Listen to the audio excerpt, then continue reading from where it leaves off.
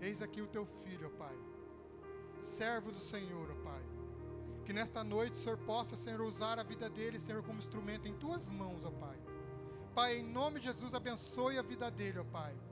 Pai, ele é boca e canal do Senhor esta noite para nos abençoar, ó Deus. Eu creio, Senhor, em nome de Jesus, ó Pai, e que a palavra será ministrada, ó Pai, possa, Senhor, produzir frutos em nossas vidas, ó Pai. Em nome de Jesus, ó Pai. Em nome de Jesus. Senhor, nós queremos te agradecer, ó Pai, pela essa oportunidade. Em nome de Jesus. Amém, Senhor.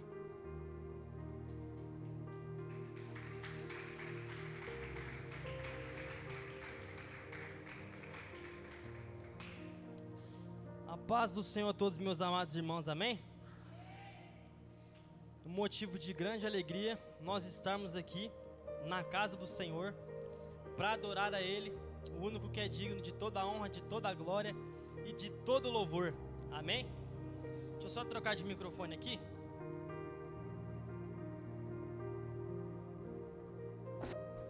Amém? Nessa noite, confesso aos irmãos que estou um pouco nervoso, mas é normal porque é a primeira vez que eu vou estar pregando, né? A última vez eu só contei o testemunho da minha vida do que Deus havia feito, mas hoje eu vou estar pregando. E quando o irmão Amir convidou eu para pregar, eu, sem medo, eu já falei, eis-me aqui, eu vou pregar. Não estava pronto, mas o Espírito Santo sabia que hoje ele tinha uma palavra para falar com vocês através da minha vida. Amém? E confesso aos irmãos que eu estou totalmente dependente do Santo Espírito, porque se fosse por minha causa estar pregando aqui hoje, eu não estaria aqui. Mas por fé e pelo Espírito Santo eu estou aqui. Amém? E o tema da mensagem de hoje, como o Almir falou, é uma vida de vitória. E eu estava na minha casa, no decorrer desde o dia que ele me convidou, né, para estar trazendo essa palavra, refletindo sobre uma vida de vitória. Muitas das vezes, quando nós ouvimos uma vida de vitória, nós pensamos, né, em tantas coisas. O que é uma vida de vitória para os irmãos? Para você, o que é uma vida de vitória? O que verdadeiramente é uma vida de vitória? Porque muitas das vezes podemos achar, que muitas das vezes é a vida financeira, né? Uma vida financeira abençoada, um casamento abençoado, né? E tantas outras coisas. E realmente é uma vida de vitória. Só que, não resumindo só nisso, é uma vida de vitória. Porque, não sei se você já ouviu, mas, por exemplo, um ditado comum a se ouvir, né? Que quem dá a última risada, né, é melhor, né? E muitas das vezes nós pensamos que isso se resume apenas em uma vida próspera, em uma vida financeira abençoada, em um casamento abençoado, enfim.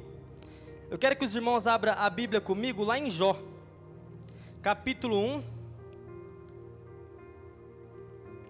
Vamos estar lendo o livro de Jó.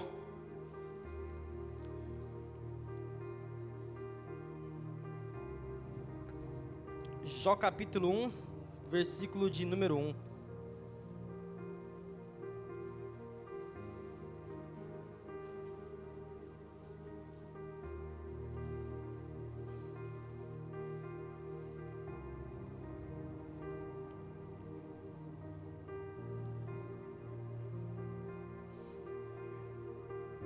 Amém? Glória a Deus. Eu vou estar lendo, os irmãos acompanhem. Havia um homem na terra de Uz, cujo nome era Jó. Este homem era íntegro e reto, temia a Deus e se desviava do mal. Nasceram-lhe 7 filhos e 3 filhas. Possuía ele 7.000 ovelhas, 3.000 camelos, 500 juntas de bois e 500 jumentas. E tinha também grande número de servos. Este homem era maior do que todos os do Oriente. Iam seus filhos à casa uns dos outros e faziam banquetes. a cada um por sua vez, e mandavam convidar as suas 3 irmãs para comerem e beberem com eles. Terminados os dias de seus banquetes, Jó os chamava e os santificava. Levantando-se de madrugada, oferecia holocaustos segundo o número de todos eles, pensando: talvez os meus filhos tenham pecado e blasfemado contra Deus no seu coração. Assim fazia Jó continuamente. Amém? Vamos ler só até aqui, por enquanto, porque eu quero explicar um pouco sobre Jó. Jó, ele era... Pode se assentar, irmãos. Jó era um homem muito próspero, né? Como a gente acabou de ler. O homem mais rico do Oriente era Jó. Um homem próspero. Um homem que era muito rico. Que tinha 7.000 ovelhas, tinha jumentas, tinha bois, tinha servos que o serviam, né? Só que a gente não vai continuar lendo aqui os versículos abaixo, mas tem um versículo que eu quero enfatizar aqui com os irmãos, que é o versículo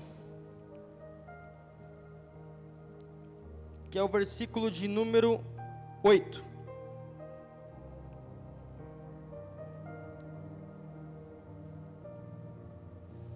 Na verdade, vamos ler do versículo 6 em diante. Certo dia, os filhos de Deus vieram apresentar-se perante o Senhor, e veio também Satanás entre eles. Disse o Senhor a Satanás: de onde vens? Respondeu Satanás ao Senhor: de rodear a terra e passear por ela. Então disse o Senhor a Satanás: observaste ao meu servo Jó?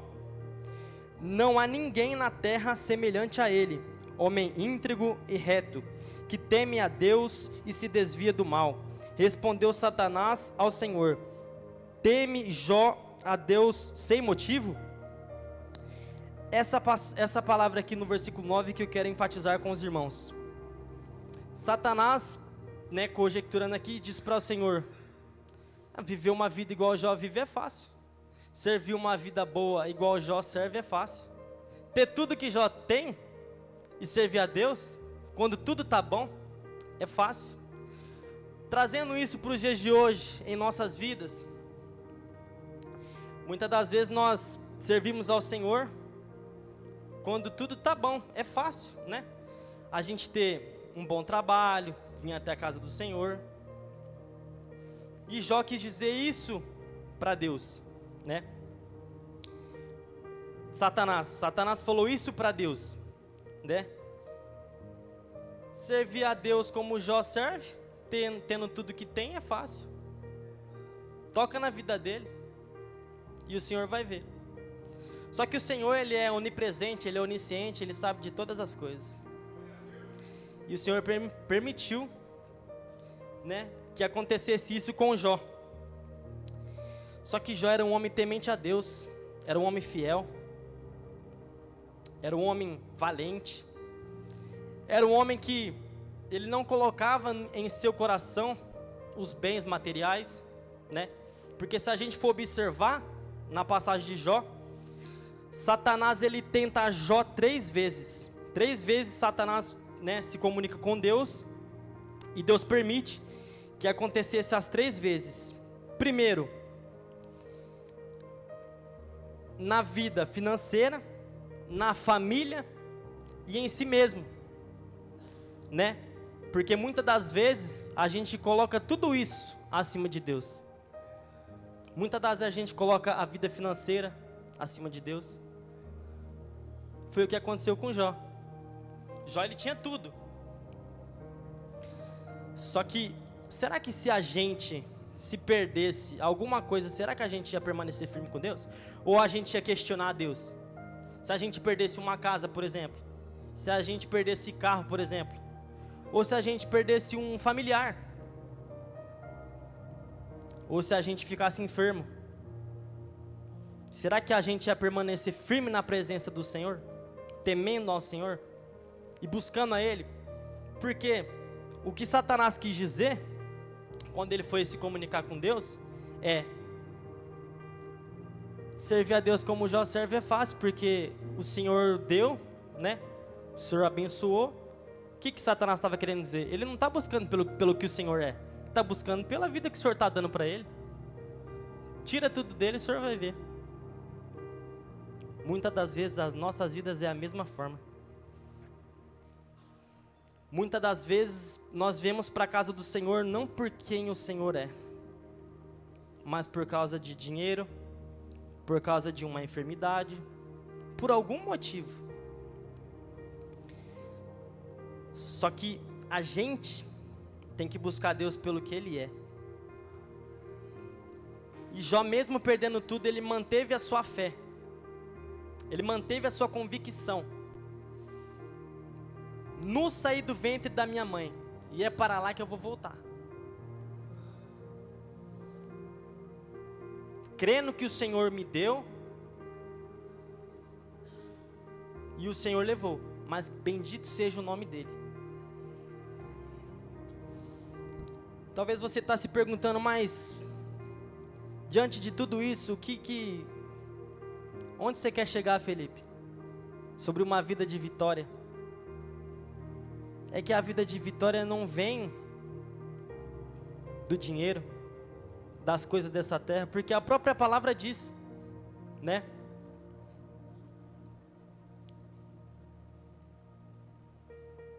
Abre a sua Bíblia lá em Mateus, capítulo 6, versículo 19.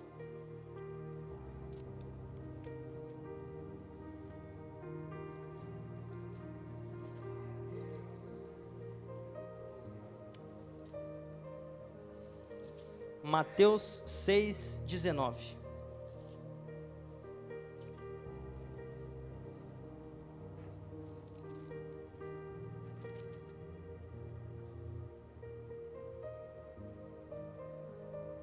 Amém? Não ajunteis tesouros na terra, aonde a traça e a ferrugem destroem, e onde os ladrões arrombam e roubam. Ajuntai, porém, tesouros no céu, onde nem a traça nem a ferrugem destroem, e onde os ladrões não arrombam nem roubam. Pois onde estiver o vosso tesouro, aí está também o vosso coração. Amém? E muitas das vezes é dessa maneira. Aonde está o nosso coração? Será que o nosso coração está realmente nas promessas do Senhor? Será que o nosso coração está em Deus? Ou está nas coisas que Deus pode proporcionar? Será que o nosso coração está no sacrifício da cruz que Ele fez por nós? Jesus morreu na cruz pela minha e pela tua vida, e não era para nós estarmos aqui hoje. Só quem passa por coisas difíceis sabe. Eu não era para mim estar aqui, era para mim estar morto hoje, depois do acidente, né? E quando a gente vê a mão de Deus, é aí que a gente para pensar, poxa, quando a gente vê a morte de perto. Mas precisa da gente ver a morte de perto? Não precisa, né? Porque Deus é misericordioso, Deus é grande, e Ele não se entregou naquela cruz em vão. Quando meus desejos e vontades estão nas coisas do Senhor, a lamparina está acesa. Quando o meu prazer está nos desejos da carne, a lamparina está apagada. Aonde o nosso coração, a nossa mente está? Será que estão nas coisas do Senhor, ou estão nas coisas dessa terra, que a ferrugem, a traça, corrói, e tudo isso daqui vai passar? Nós estamos vivendo dias muito difíceis, né? Há muito tempo atrás, desde quando eu pisei meus pés aqui, já se pregava a vinda de Jesus. E quando a gente olha para a Bíblia, a gente também vê pessoas pregando sobre a vinda de Jesus. Arrependei-vos, pois é chegado o reino dos céus. Se a gente olhar para a Bíblia, a gente já vê, né, a profecia que Ele vai voltar. E se a gente for olhar mais a fundo para a Bíblia, a gente tem visto que está tudo se cumprindo, né? Estamos vivendo dias muito difíceis. E Ele está às portas. Será que a gente está preparado para a volta dEle? Será que a gente tem buscado a Ele como se deve buscar? Porque a própria palavra diz: buscai primeiro o reino dos céus. Buscai primeiro o reino de Deus e a sua justiça, e as demais coisas vos serão acrescentadas. Se você for refletir bem na palavra de Deus sobre buscar a Deus em primeiro lugar e a sua justiça, o que é justiça? Às vezes eu ficava sentado me perguntando, falando para Deus: Deus, o que é justiça? O que é buscar a Deus? Né? E aí, se a gente for olhando a Bíblia, lendo a Bíblia, né? Aquele que quiser vir após mim, negue-se a si mesmo, tome a sua cruz e siga-me. É deixar os seus desejos, deixar as suas vontades, deixar muitas das vezes de fazer alguma coisa para buscar Ele.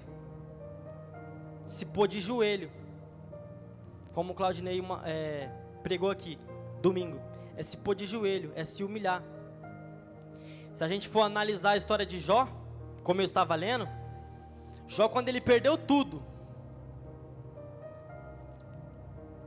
Deus deixou sempre um para vir avisar o que havia acontecido. Se você for analisar na história, Jó estava sentado, porque no final de tudo, ele se levanta, ele se põe de pé. Só que ele estava sentado, ouvindo as pessoas vindo, falar para ele: Jó, pegou fogo em tudo lá, você perdeu tudo. E ele estava sentado, ouvindo. E no final, quando todos vieram e avisaram que ele havia perdido tudo, ele se põe de pé. E a Bíblia nos mostra que ele rasga suas vestes, se veste com um pano de saco, joga poeira na sua cabeça e se humilha diante do Senhor. O Alexandre, no domingo de manhã aqui, no culto de oração, ele falou um versículo que eu amo: se o meu povo, que se chama pelo meu nome, se humilhar e orar, buscar a minha face e se converter dos seus maus caminhos, eu ouvirei dos céus, perdoarei os seus pecados e sararei a terra. Se a gente for olhar a Bíblia, Mateus, João Batista, quando batizava,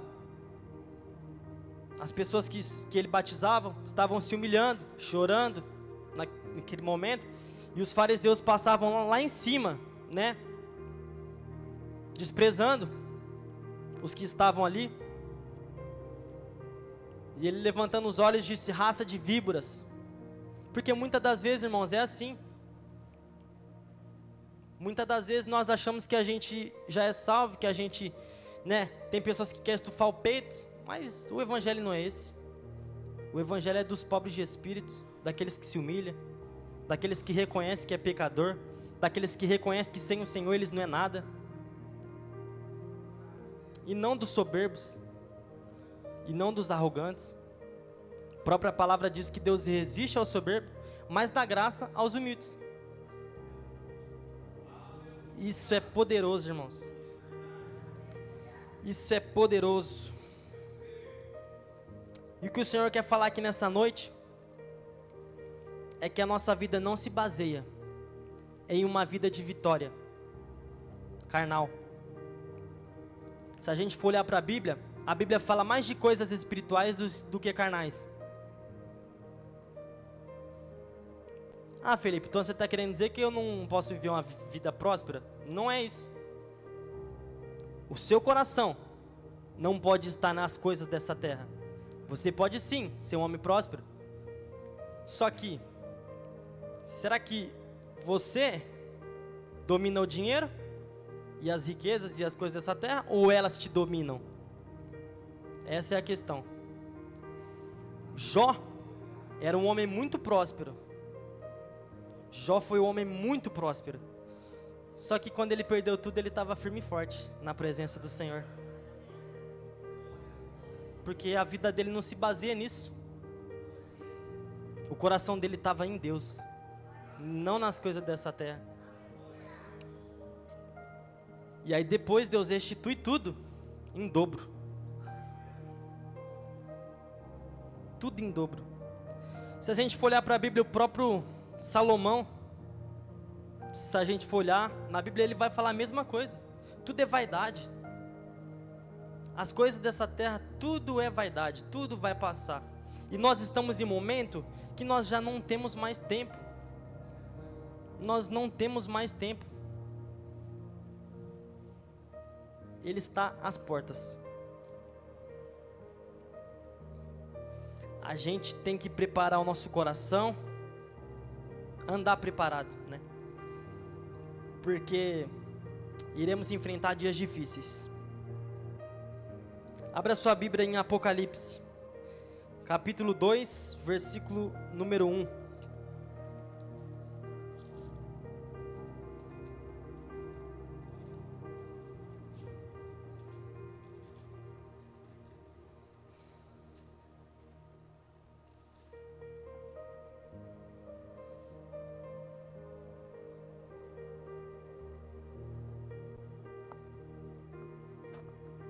Apocalipse, capítulo 2, versículo número 1.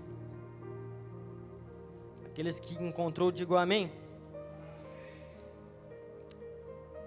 Ao anjo da igreja de Éfeso, escreve: isto diz aquele que tem na mão direita as 7 estrelas, que anda no meio dos 7 candeiros de ouro. Conheço as tuas obras, o teu trabalho e a tua perseverança. Sei que não suportas os maus, que pusestes à prova os que dizem apóstolos e não o são, e descobristes que eram mentirosos. Tens perseverança, e por causa do meu nome sofreste, mas não desfaleceste. Tenho, porém, contra ti que deixaste o teu primeiro amor. Lembra-te de onde caíste, arrependa-te e pratica as primeiras obras. Se não te arrependeres, brevemente virei a ti e removerei do seu lugar o teu candeeiro, se não te arrependeres. Amém? Se a gente for olhar para as igrejas aqui, todas as igrejas tinham algum problema. E a gente olhando para essa palavra, a gente pode olhar que nós enfrentamos muitos problemas nas igrejas, não é verdade? E no decorrer desse mês, Deus vem falando no meu coração de uma tal forma sobre isto. Deus veio falando a respeito disto.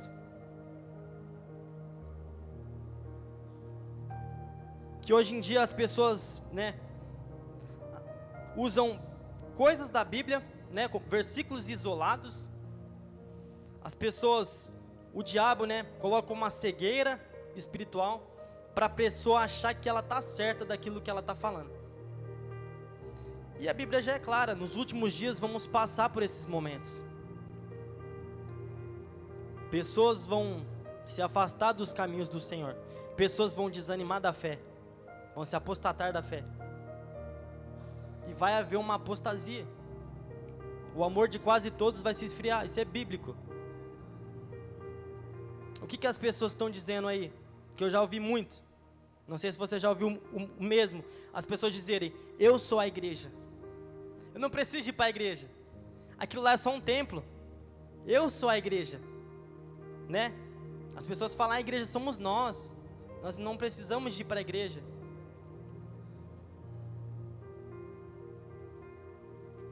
Só que, vamos lá. A igreja é o corpo. Jesus vai vir buscar a sua igreja. Jesus é o cabeça da igreja. A igreja é o corpo. Ele não vai vir buscar o pé. Ele não vai vir buscar só a mão. Ele não vai vir buscar só o braço, ou só a perna. Ele vai vir buscar o corpo. Se você estiver desligado do corpo que é a igreja, meu querido, lamento em te dizer. O que Deus está falando nessa noite é para te alertar. É para você não olhar para o que o diabo está tentando fazer. É mentir, sabe? Mentir a palavra de Deus. O diabo usa da própria palavra contra nós mesmos. Ele fez isso com Jesus no deserto.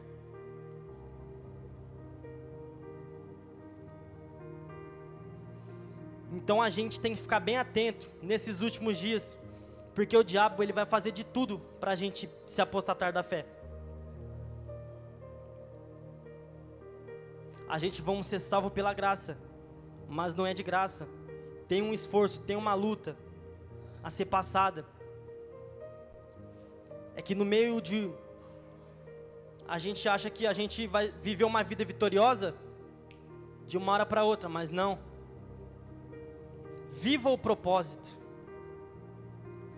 Passe pelo processo para você alcançar o propósito, que é receber a coroa da vida.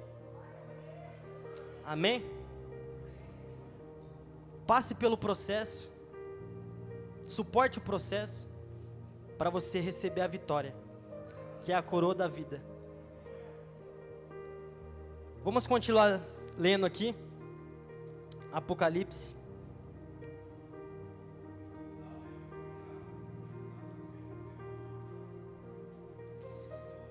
Continua aí do versículo 5. Lembra-te de onde caíste, arrepende-te e praticas as primeiras obras. Se não te arrependeres, brevemente virei a ti e removerei do seu lugar o teu candeeiro. Se não te arrependeres. Tens, porém, a teu favor que odeias as obras das Nicolaitas, as quais eu também odeio. Quem tem ouvidos ouça o que o Espírito diz às igrejas. Ao que vencer, darei o direito de comer da árvore da vida, que está no paraíso de Deus. Vamos continuar, versículo 8. Ao anjo da igreja de Esmirna, escreve isto, diz o primeiro e último, o que foi morto e reviveu. Conheço a tua tribulação e a tua pobreza, mas tu és rico, e blasfêmia dos que se dizem judeus, e não são, mas são sinagoga de Satanás. Não temas as coisas que estas para sofrer. Escutai, o diabo lançará alguns de vós na prisão, para que sejais provados, e tereis uma tribulação de 10 dias. Sê fiel até a morte, e dar-te-ei a coroa da vida. Nós lemos aqui a carta da igreja de Efésio e de Esmirna, e nós vemos que nós temos que ser fiel até a morte. Nós temos que ser fiel e temos que aguentar, porque o tempo que nós estamos vivendo não vai ser fácil. Porque o céu, se a gente for ler Mateus 11:12, ele é tomado à força, traduzindo por esforço. Esforça-te e o Senhor te ajudará. A gente sem o Senhor nós não somos nada. Temos que ser totalmente dependente dele e andar no Espírito, porque é o Espírito que nos conduz ao caminho.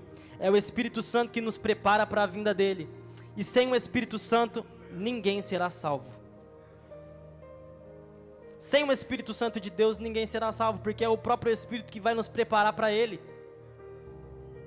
Nós ouvimos aqui a pregação do pastor Júnior Trovão, que ele pregou sobre as 10 virgens.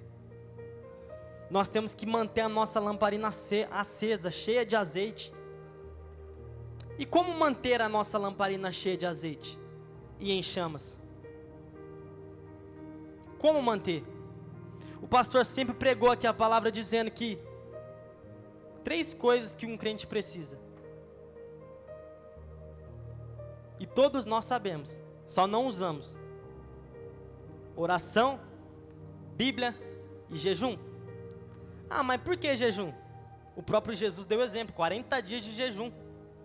Jesus precisava? Jesus precisava de ser batizado? E ele fez. Jesus precisava estudar a Bíblia? Estudar a palavra? Ele estudou dos 12 aos 30, para se tornar mestre. O próprio exemplo é ele. Ele estudou a Bíblia, ele se batizou, ele jejuou, ele orava, ele ensinou as armaduras que nós temos que vestir.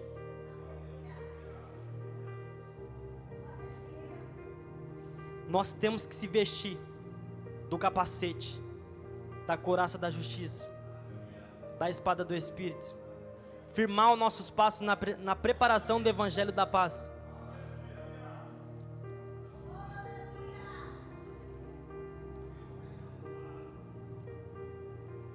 E eu preciso falar algo para os irmãos. Ultimamente, nós não temos sido perseguidos por pessoas lá fora. Nós temos sido perseguidos pelos próprios irmãos da igreja.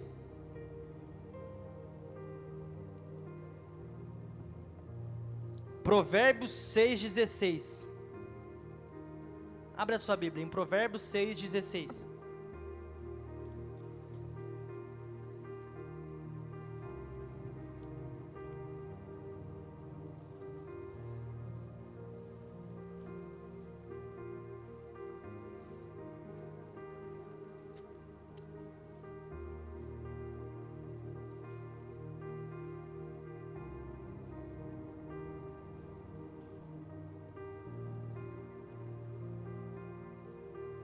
Quem encontrou, diga amém. Provérbios 6,16 diz assim: há 6 coisas que o Senhor odeia, 7 que a sua alma abomina: olhos arrogantes, língua mentirosa, mãos que derramam sangue inocente, coração que elabora projetos iníquos, pés que se apressam a correr para o mal, testemunha falsa que profere mentiras, e a 7ª é o que semeia contenda entre irmãos. Essa é o que o Senhor abomina, contenda entre os irmãos. Nós somos igreja, nós somos um corpo. A Bíblia fala que uma casa dividida não prevalece. Nós, como igreja, temos que se unir para os dias que vão vir. Nós temos que fazer que nem Atos 2, em uma só voz, buscarmos ao Senhor.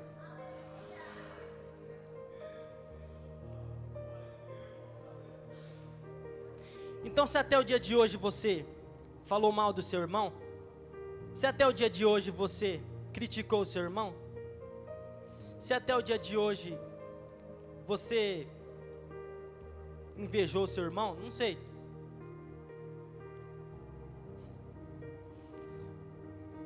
Perdoe uns aos outros. Porque se você não perdoa o seu irmão, o próprio Deus não vai te perdoar. Então tudo isso é Bíblia. Tudo isso é a palavra do Senhor que está sendo pregada hoje aqui. E se hoje for o último dia? A gente não sabe.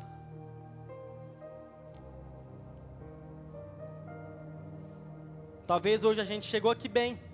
A gente, no nosso coração e na nossa mente, está esperando o dia de amanhã, pensando no dia de amanhã, né? Em comer uma lasanha, em fazer uma festa. Mas nós não sabemos o dia.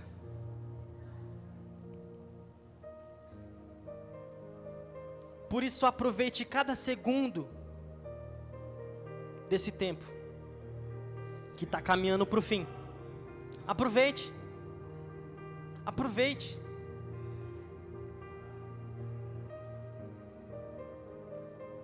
Porque muitas pessoas não têm essa oportunidade. Muitas pessoas queriam estar no teu lugar.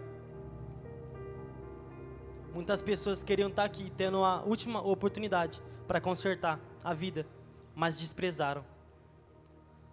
Desprezaram a oportunidade.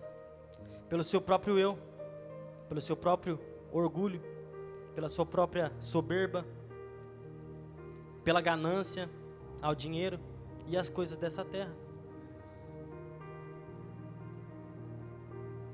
Se a gente continuar lendo ali o livro de Mateus, a qual eu já li, tem uma passagem ali que vai dizer que os nossos olhos é a lâmpada do nosso corpo. Se os nossos olhos forem bons, todo o nosso corpo vai bem. Para onde a gente tem olhado? A gente tem olhado para o autor e consumador da nossa fé, para Cristo? Ou será que a gente tem olhado para as coisas dessa terra? Porque é isso que Satanás quer fazer. Satanás está ao nosso derredor, bramando, rugindo, procurando uma brecha. Ele tentou a Jesus, e a última tentação que ele tentou Jesus foi o quê? Te darei as nações, se prostrado me adorares. Mas Deus permaneceu. Somente ao Senhor eu devo adorar. Hoje é noite de se arrepender, para realmente a gente alcançar e viver uma vida de vitória, porque a nossa vitória não está baseada aqui na terra. Uma verdadeira vida de vitória não está baseada aqui na terra. A terra é passageira, isso passa rápido. Uma verdadeira vida de vitória é a coroa da vida, é a nossa salvação. Nessa noite Deus quer fazer algo aqui. Deus está falando com cada um de vocês, e se vocês reconhecem isso, reconhece que o Senhor nessa noite está falando com você, não só com vocês. Deus falou comigo antes. Deus precisa falar primeiro com a gente que prega, para depois falar com cada um. E Deus tem falado isso comigo de uma forma tremenda. Deus tem falado isso comigo de uma forma tremenda. E eu disse para Deus, mas como que eu vou pregar isso? Como que eu vou falar isso? Um medo, uma vergonha. Eu não sabia como falar. Eu só vim. Nessa noite Deus quer fazer algo grande aqui.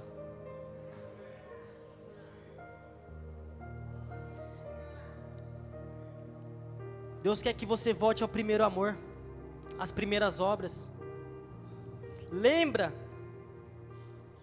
dos momentos que você tinha com o Espírito Santo, quando você orava nas madrugadas, quando você sentia a presença de Deus, quando você escutava uma palavra de Deus e você queimava, tinha sede da palavra, quando você não via a hora de chegar ao culto,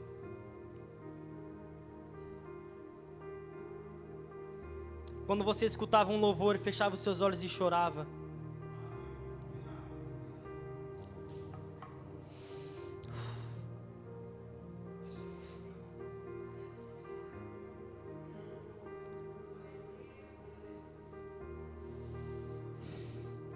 O Espírito Santo, nessa noite, quer te renovar.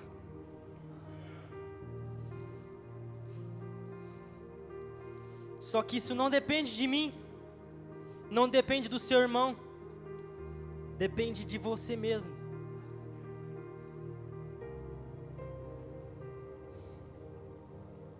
Se hoje você tem a oportunidade, perdoe seu irmão. Peça perdão. O que custa você apenas falar, me perdoa? Além de você curar a vida dele, você vai ser curado. O que o diabo não quer é isso. O que o diabo não quer é isso. Continua. Continua falando mal do seu irmão. Continua mentindo. Continua pecando. É o que o diabo mais quer.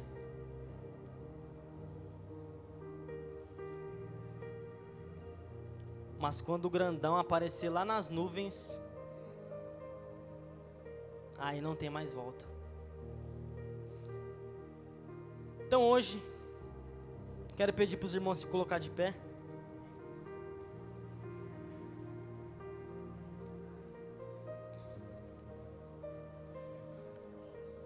Quero pedir para, como todo culto de quarta-feira, os irmãos virem para frente, os irmãos orar, o Claudinei e os obreiros ungir, né? Se na oportunidade você puder fazer, não sei, não precisa ser agora, mas peça perdão a quem tem que ser pedido. Se humilha na presença do Senhor, se arrependa.